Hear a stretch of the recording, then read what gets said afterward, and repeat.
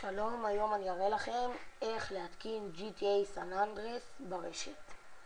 אוקיי, מה שצריך זה את הדברים הבאים. צריך אינטרנט, GTA San Andreas,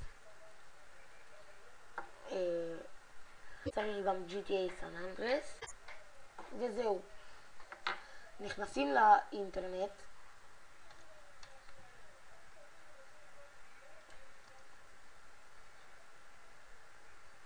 צריך אינטרנט, נכנס לאינטרנט, רושמים בחישוב סאמפ להורדה.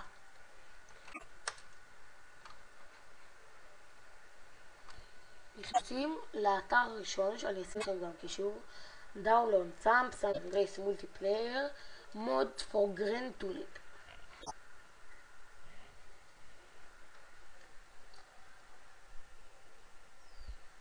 נחכה קצת.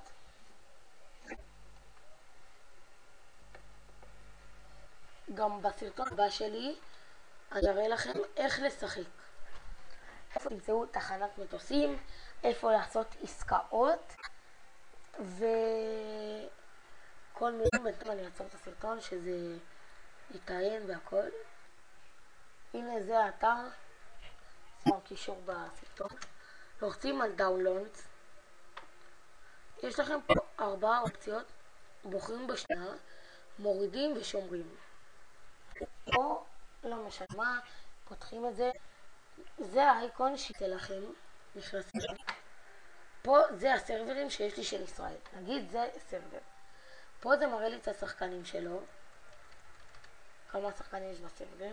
פה זה השם שלי, שאתם יכולים לשים שם אחר שלכם שאתם מאוד אוהבים, או שלא. אתם יכולים, פה אתם מוסיפים סרברים, סתם נגיד סרברים, לי יש. פה אם יש איזה מוד שאתם אוהבים, מאץ' נגיד, זה 3 סרברים ששחק בהם. אוקיי, פה יש לכם אינטרנט. פה נראה לי יש בעיה עכשיו בסאמפ, וצריכים, יש פה לא יודע מה, בעיה עם כל הארצות חוץ מישראל.